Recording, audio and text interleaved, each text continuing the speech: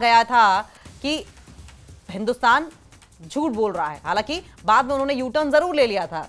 रक्षा मंत्री ख्वाजा आसिफ की ओर से कहा गया था कि अगर भारत ने पाकिस्तान पर अटैक किया और पाकिस्तान के अस्तित्व का सवाल रहा तो हम परमाणु हमला जरूर करेंगे इस स्थिति में। हालांकि पाकिस्तानी रक्षा मंत्री का सोशल मीडिया पर बैन लगा दिया गया है। भारत ने ख्वाजा आसिफ का सोशल मीडिया बैन कर दिया है। भारत के खिलाफ झूठा एजेंडा फैलाने का आरोप है। जम्मू कश्मीर के खिलाफ भ्रम फैलाने का भी आरोप है। और ख्वाजा आसिफ वही नेता हैं जिन्होंने अभी हाल ही में पाकिस्तान में किस तरीके से आतंकवाद को फंड किया जाता है या लश्कर तैयबा से क्या कुछ कनेक्शंस रहे हैं, इस पर हामी भरी थी, इस बात को कबूल किया था। हालांकि बाद में उन्होंने ये कहा कि लश्कर तैयबा से जो कनेक्शन है ये पुरानी बात हो गई है, लेकिन आतंकवाद का पनाहगार, आतंकवाद को पालता पोसता पाकिस्तान रहा है, ख्वाजा आसिफ की बातों से साफ हो गया है। पाकिस्तानी रक्षा मंत्री का सोशल मीडिया पर बैन, भारत ने ख्वाजा आसिफ का सोशल मीडिया बैन कर दिया है। भारत के खिलाफ झूठा एजेंडा फैलाने का आरोप ख्वाजा आसिफ पर लग रहा है। जम्मू कश्मीर के खिलाफ भ्रम फैलाने का भी आरोप।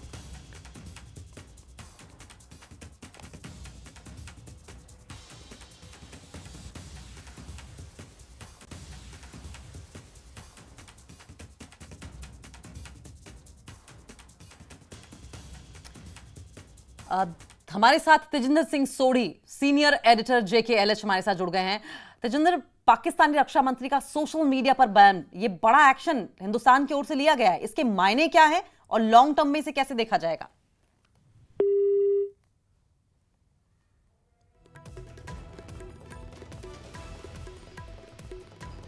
तो पाकिस्तानी रक्षा मंत्री का सोशल मीडिया बैन कर दिया गया है। भारत ने ख्वाजा आसिफ का सोशल मीडिया बैन किया है। भारत के खिलाफ झूठा एजेंडा फैलाने का आरोप है। जम्मू कश्मीर के खिलाफ भ्रम फैलाने का भी आरोप है। और समझिए, ऐसे सेंसिटिव समय में जबकि कोई भी बात, कोई भी चिंगारी आग का रूप ले सकती है, झूठी अफवाहें कहीं ना कहीं नुकसानदेह देश के लिए साबित होंगे। और यही वजह है कि भारत की ओर से 16 पाकिस्तानी यूट्यूब चैनल्स को बैन किया गया। और अब इसके बाद एक और बड़ी कार्रवाई, पाकिस्तान के रक्षा मंत्री का सोशल मीडिया बैन कर दिया गया है। भारत ने ख्वाजा आसिफ का सोशल मीडिया बैन किया है। भारत के खिलाफ झूठा एजेंडा फैलाने का आरोप लग रहा है। जम्मू कश्मीर के खिलाफ भ्रम फैलाने का भी आरोप है। ख्वाजा आसिफ वही नेता है जिन्होंने हिंदुस्तान की ओर से अगर युद्ध छेड़ा गया या कोई कार्रवाई की गई तो युद्ध की धमकी दी और साथ साथ यह भी कहा कि तो देखिए, लगातार अपडेट्स आ रही हैं। इन्होंने ये बात कबूल की है कि पाकिस्तान आतंकवादियों को पालता पोसता है, फंडिंग से जुड़ी बात कही और साथ साथ लश्कर तैयबा के साथ कनेक्शन होने की भी बात कही। लेकिन लीपापोती ये बात कह दी कि पहले थे, जुड़ाव थे, पहले लश्कर के निशान थे, लेकिन अब ऐसा नहीं है। लेकिन रह रहकर पाकिस्तान की आतंकी गतिविधियां इंटरनेशनल लेवल पर उजागर होती रही हैं। और अब जानकारी यह आ रही है कि पाकिस्तानी रक्षा मंत्री का सोशल मीडिया जो है वो बैन कर दिया गया है। इससे पहले 16 यूट्यूब पाकिस्तानी चैनल्स हिंदुस्तान में बैन कर दिए गए हैं और ये बैन कहीं हद तक जायज भी है। वजह यह है कि जिस तरह से भ्रामक जानकारियां, उकसाऊ विवादित बयान सामने आ रहे हैं, उससे सिचुएशन कहीं जम्मू कश्मीर में, घाटी में या देश में खराब ना हो, इसी के मद्देनजर यह बैन लगाया गया है।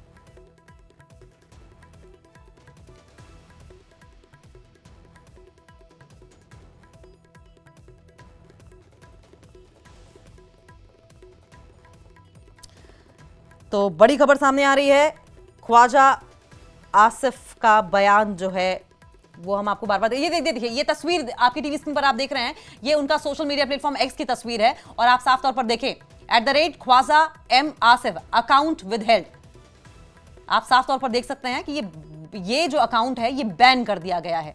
और ये तस्वीरें भी हम आपको दिखा रहे हैं, यानी कोई भी इस अकाउंट पर क्लिक करेगा, कोई इंफॉर्मेशन नहीं दिखाई देगी, किसी भी तरह का भड़काऊ बयान, कोई भी भ्रामक जानकारी नहीं मिलेगी। और एक और ब्रेकिंग न्यूज सामने आ रही है। पहलगांव में कई जगहों पर सर्च ऑपरेशन चलाया गया है। जंगलों में सुरक्षा बलों का सर्च ऑपरेशन लगातार जारी है। आप देखें किस तरीके से पीर पंजाल की श्रेणियां हो, राजौरी, अनंतनाग, पुलवामा, कुपवाड़ा, हर जगह बख्तरबंद गाड़ियां और हथियारों से लैस तमाम जवान जो हैं वो चप्पे चप्पे पर सर्च अभियान चला रहे हैं। डोर टू डोर सर्च अभियान चलाया जा रहा है। पहलगाम आतंकी हमले के बाद जो है, अगर हम बात करें सर्च ऑपरेशंस की, तो सर्च ऑपरेशन जो है वो बदस्तूर जारी है। चाहे हम कुलगाम की बात करें, अनंतनाग की बात करें, तो यहाँ के जंगलाती इलाकों में जो है फौज, सिक्योरिटी फोर्सेस और जम्मू कश्मीर पुलिस जो है वो लगी हुई है। और कहीं ना कहीं जो इस हमले में मुलव्वस जो भी आतंकी है उन्हें न्यूट्रलाइज करने की कोशिशें जो है वो जारी है। हम आपको बताया कि ये जो आप पीछे देख रहे हैं, ये इस बात की अक्कासी कर रहा है कि किस तरह से सर्च ऑपरेशन जो है वो बदस्तूर जारी है। और कहीं ना कहीं फौज, सीआरपीएफ, ये आप देख सकते हैं मेरे पीछे, सीआरपीएफ के जो जितने भी बड़े ऑफिसरान हैं, चाहे वो आईजी लेवल के हैं, चाहे वो डीजी लेवल के हैं, तो कहीं ना कहीं ये पहुंच रहे हैं आहिस्ता आहिस्ता करके। और यही वजह है कि ये ऑपरेशन जो है ये बदस्तूर जारी है। और यहाँ के जंगलाती इलाकों में जो है छानबीन, सर्च और लगी हुई है फौज, सेना। और कहीं ना कहीं ये कोशिश कर रही है कि जहां पे भी ये मुलव्वस आतंकी मिले तो उन्हें जो है जल्द से जल्द न्यूट्रलाइज किया जाए, उनके खिलाफ ऑपरेशन किया जाए। और ये ऑपरेशन जो है बदस्तूर कुछ दिनों से अभी भी जारी है। आप पीछे देख सकते हैं फौज, सीआरपीएफ और जम्मू कश्मीर पुलिस की टुकड़ियां जो है वो लगी हुई है। और यही वजह है कि कहीं ना कहीं इस ताक में है सिक्योरिटी फोर्सेस कि वो उनको बड़ी कामयाबी मिले। ज़हूर रिजवी, न्यूज़ 18 नेटवर्क, पहलगाम। और एक और ब्रेकिंग न्यूज सामने आ रही है। उरी में सीजफायर उल्लंघन के बाद कड़ी सुरक्षा कर दी गई है। बारामूला में भी सुरक्षा व्यवस्था बढ़ा दी गई है। बारामूला उरी नेशनल हाईवे पर सर्च अभियान जारी है। गाड़ियों की चेकिंग की जा रही है। सुरक्षा बल कई गाड़ियों को चेक कर रहे हैं। कई चौकियों पर गाड़ियों की लंबी लंबी कतारें लग गई हैं। कोई भी वाहन, कोई भी टूरिस्ट व्हीकल, कोई भी शख्स, कोई भी सामान छोड़ा नहीं जा रहा है। सबको चेक किया जा रहा है। चप्पे चप्पे पर तैनात किए गए हैं तमाम जवान। बारामूला में सुरक्षा व्यवस्था बढ़ा दी गई है। और बारामूला में आप भी देखते रहे हैं किस तरीके से आतंकी घटनाएं होती रही हैं। और ऐसे में अब भी क्योंकि ये जानकारी है कि आतंकी घाटी में छिपे हो सकते हैं, ऐसे में कहीं भी किसी भी तरीके से आतंकियों को मदद न मुहैया कराई जाए, आतंकियों के मददगार उन्हें हेल्प करने न पहुंच जाएं, या किसी भी तरीके से आतंकवादी एस्केप करने में सक्षम ना हो पाए, सक्सेसफुल ना हो पाए, सफल ना हो पाए। इसी के मद्देनजर तलाशी अभियान चलाया जा रहा है। कड़ी सुरक्षा, एक्सक्लूसिव तस्वीरें आपकी टीवी स्क्रीन पर। बारामूला में स्ट्रेटेजिक लिहाज से भी अगर बात करें तो बारामूला उरी नेशनल हाईवे जो है वो बहुत इंपॉर्टेंट है। और इस लिहाज से भी यहां कई चौकियों पर लंबी लंबी कतारें नजर आ रही हैं, क्योंकि हर वाहन को, हर शख्स को चेक किया जा रहा है। ये दो तस्वीरें आपकी टीवी स्क्रीन पर आप देख रहे हैं। उरी में सुरक्षा व्यवस्था बढ़ा दी गई है। अखनूर में नाका लगाकर चेकिंग की जा रही है। देखिए, बारी बारी से हर शख्स को बुलाया जा रहा है, चेक किया जा रहा है कोई हथियार, कोई संदिग्ध वस्तु, कोई वेपन इनके पास ना हो। अखनूर सेक्टर में भी पाकिस्तान की ओर से एक बार फिर सीजफायर का उल्लंघन किया गया है। इस फायरिंग का जवाब तो भारत की ओर से दे ही दिया गया। साथ ही सुरक्षा एजेंसियों ने पूरे इलाके में नाके लगाकर व्यापक चेकिंग अभियान भी शुरू कर दिया है। सुरक्षा बल हर आने जाने वाले वाहन की सघन तलाशी ले रहे हैं। दो तस्वीरें आपकी टीवी स्क्रीन पर, उरी और अखनूर की।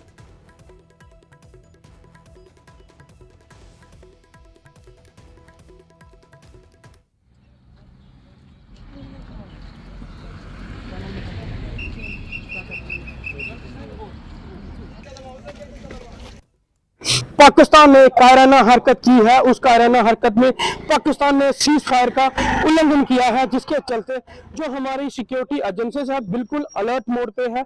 जमीन की बात करें, आसमान की बात करें तो चप्पे चप्पे पे निगरानी रखी हुई है और ये सुनिश्चित कर रहे हैं कि हम बिल्कुल अलर्ट मोड पे हैं। एक बार फिर आप तस्वीरों में देख सकते हैं कि किस तरह से डिक्की चेक की जा रही है, खंगाला जा रहा है, हर आने जाने वाले वाहन की चेकिंग की जा रही है।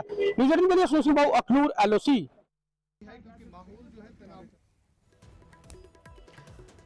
तो दो तस्वीरें आपकी टीवी स्क्रीन पर आप देख रहे हैं। पहलगाम आतंकी हमले के बाद जगह जगह सीज फायर का उल्लंघन देखा गया है। ऐसा ही उल्लंघन उरी में भी और साथ साथ अखनूर में भी देखा गया। और जब से ये उल्लंघन हुआ तब से ही सिक्योरिटी फोर्सेस तैनात कर दी गई हैं।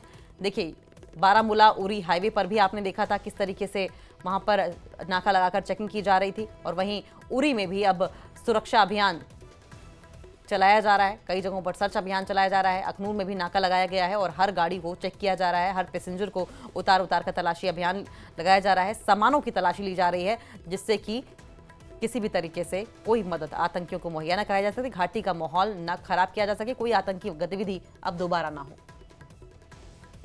एक और बड़ी अपडेट सामने आ रही है। कैबिनेट की बैठक के बाद सीसीएस की कैबिनेट कमेटी ऑन सिक्योरिटी की बैठक होगी। कल सुबह 11 बजे सीसीएस की बैठक होनी है। पीएम की अध्यक्षता में सीसीएस की बैठक होगी। पहलगाम हमले के बाद सीसीएस की दूसरी बैठक होनी है। लेकिन आपको यह भी बता दें, सीसीएस की बैठक के पहले कैबिनेट की बैठक भी होगी।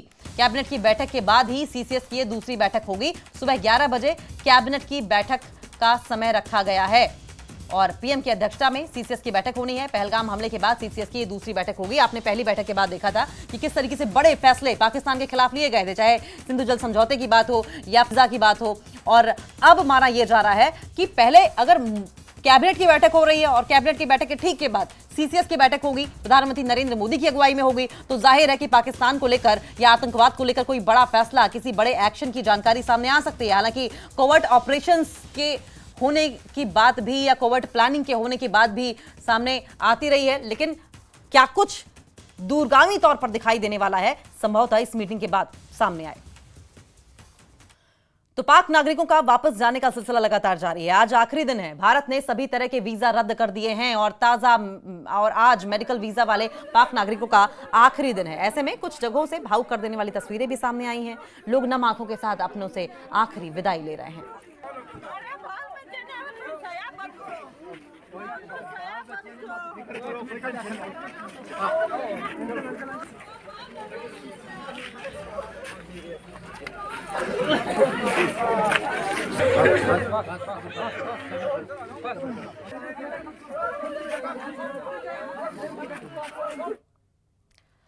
और अटारी बॉर्डर होते हुए पाकिस्तान से भारत लौटे लोगों का कहना है कि वो लोग 6 से 7 अप्रैल को ही पाकिस्तान गए थे। वहां उनके कई रिश्तेदार रहते हैं जिनसे मिलने वो नूरी वीजा के तहत पाकिस्तान गए थे, लेकिन पहलगाम आतंकी हमले के बाद जिस तरह के हालात हुए उसके बाद वो तुरंत वहां से अगले दिन वापसी का प्लान बनाकर निकल आए। इन लोगों ने खुद को हिंदू शरणार्थी बताया और दावा किया कि वो लोग सिंध घूमने गए थे।